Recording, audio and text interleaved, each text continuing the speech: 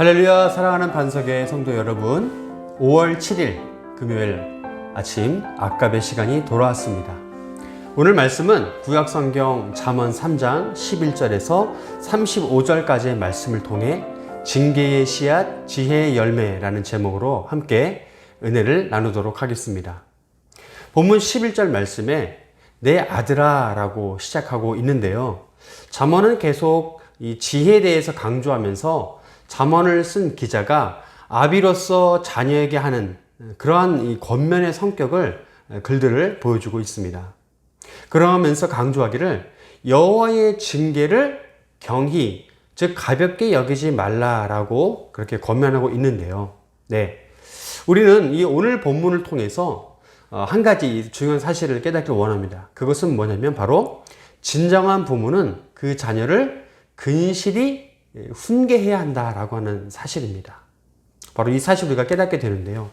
우리가 남의 자녀, 내 자녀가 아닌 남의 자녀가 잘못하면 막 혼을 낼 수 없죠. 뭐라 할 수 없습니다. 근데 내 자녀가 잘못하면 뭐라 하죠. 혼을 냅니다. 그것이 바로 내 자녀이기 때문에 우리가 그렇게 하는 것이죠. 훈계하는 것입니다. 그러면 부모는 왜 이렇게 자녀들을 근실히 훈육하고 징계해야 할까요? 바로 자녀는 이 부모의 징계를 통해서 그들이 지혜를 깨닫게 되기 때문입니다. 잠언 13장 24절 말씀에 매를 아끼는 자는 그의 자식을 미워함이라 자식을 사랑하는 자는 근실히 징계하느니라 라고 증거하고 있습니다. 이처럼 부모는 자녀들을 믿음 안에서 근실히 징계해야 합니다. 하지만 아무렇게나 잘못한 것만 지적하라는 그런 말은 아닙니다.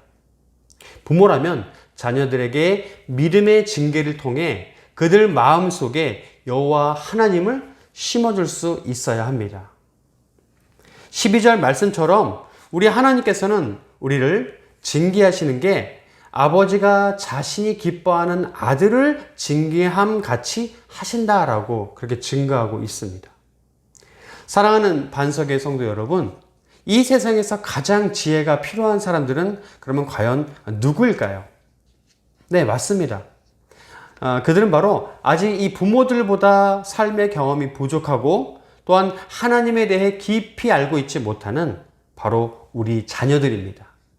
그러므로 우리는 자녀들에게 첫 번째로 하나님을 열심히 가르쳐야 합니다. 또 두 번째로 그분께서 우리에게 주신 율법을 실천하게 우리 자녀들에게 열심히 교육을 해야 하죠. 이후 이어지는 13절에서부터 26절까지의 말씀은 지혜의 참뜻과 그 지혜가 주는 유익에 대하여서 설명해 주고 있습니다. 성경에서 지혜를 이야기하면서 함께 가장 많이 따라붙는 말이 무엇일까요? 바로 명철입니다. 지혜와 명철. 이 명철을 통해 사람들은 그릇된 길로 빠지지 않게 됩니다. 바로 이 지혜와 명철을 얻는 것이 성경은 우리에게 은과 금을 얻는 것보다 훨씬 더 나은 것이다, 좋은 것이다 라고 증거합니다. 하나님께로부터 오는 지혜는 18절 말씀을 보시죠. 뭐라고 증거합니까? 바로 생명나무다라고 증거하고 있습니다. 여러분, 생명나무라 하면 어느 장소가 혹시 떠오르시나요? 네, 바로 에덴 동산이죠. 에덴 동산에 있는 그 생명나무는 우리를 영생하게 합니다. 그러한 능력이 있습니다. 그래서 하나님께서는 죄를 지은 아담과 하와를 어떻게 하십니까? 그 생명나무의 열매를 먹지 못하게 하기 위해서 그들을 또 에덴 동산에서 내어 쫓으셨죠. 그러면 이제 우리는 어떻게 그 생명나무를 만날 수 있을까요? 도저히 다다를 수 없는 그러한 길이 되어버렸을까요?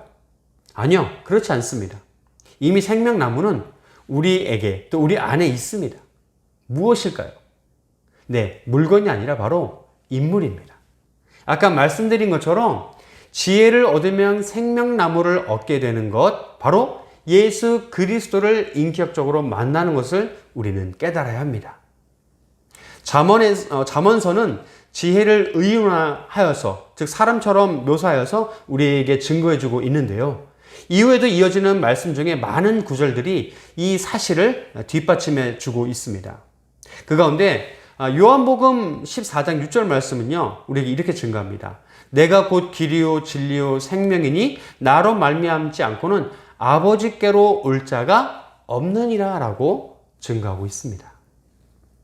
이처럼 우리는 우리의 자녀들과 다음 세대들에게 세상의 창조와 또 인류의 구원의 역사를 이루신 모든 지혜의 근원 되신 예수를 가르쳐야 합니다.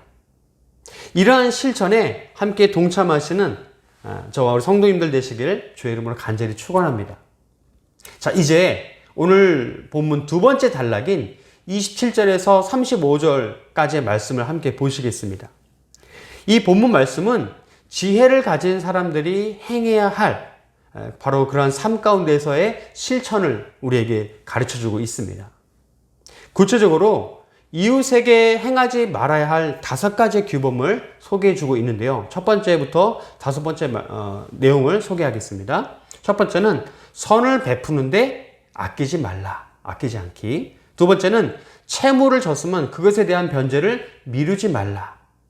세 번째는 이웃의 평안을 깨지 말라. 네 번째, 까닭없이 다투지 말라. 마지막 5번째, 포악한 자의 행위를 따르지 말라라고 하는 그런 내용입니다. 이러한 일들을 행하지 않고, 즉 지혜를 멀리하고 욕심을 따르는 그런 악인에게는 33절 말씀에서 증거하기를 그의 집에 여호와의 저주가 임하게 될 거라라고 증거하고 있습니다. 그러니 우리는 어떻게 해서든지 악인의 길에서 우리 자녀들이 멀어지게끔 하기 위하여서 그들을 믿음으로 훈육하고 양육해야 합니다. 사랑하는 반석의 성도 여러분, 말씀을 정리할까 합니다. 우리는 우리 자녀들에게 모든 지혜의 근원 되신, 그 지혜의 근본 되신 예수님을 가르쳐야 합니다. 징계함이라 함은 단순한 제재와 체벌이 아니라 예수 그리스도를 인격적으로 소개하고 만날 수 있게 해야 합니다. 우리 다음 세대들이 예수님을 통해 생명나무, 참 생명나무를 소유하게 하고, 또 두 번째로 이웃에게 참된 선을 베풀 수 있도록 그렇게 우리는 가르쳐야 합니다. 이러할 때 모든 지혜의 근원 되신 예수님께서 우리 자녀들과 우리 교회를 책임지시고 사랑의 징계, 바로 그러한 사랑의 징계가 이제 씨앗이 되어서 후에 그들에게 지혜의 열매를 맺게 될 줄 믿습니다. 자, 오늘 하루도 바로 이러한 믿음을 안고 나가시는 저와 반석의 모든 성도님들 되시기를 주의 이름으로 간절히 축원합니다. 함께 기도하시겠습니다. 사랑의 주님, 감사합니다. 모든 지혜의 근원 되신 예수님을 우리가 다음 세대들에게 잘 가르치고 또 그들을 말씀으로, 믿음으로, 사랑으로 양육하고 훈육하여서 근실히 훈계하여서 그들이 이웃을 사랑하고 또 하나님을 사랑하고 그렇게 참 바른 길로 살아가는 그런 참된 진리로 인도하는 우리의 삶, 우리의 마음, 우리의 모습 될 수 있도록 인도하여 주시옵소서. 감사드리며 거룩하신 주 예수 그리스도 이름으로 기도드리옵나이다. 아멘. 자, 내일도 또 귀한 자원의 말씀 가지고 또 만나도록 하겠습니다. 감사합니다.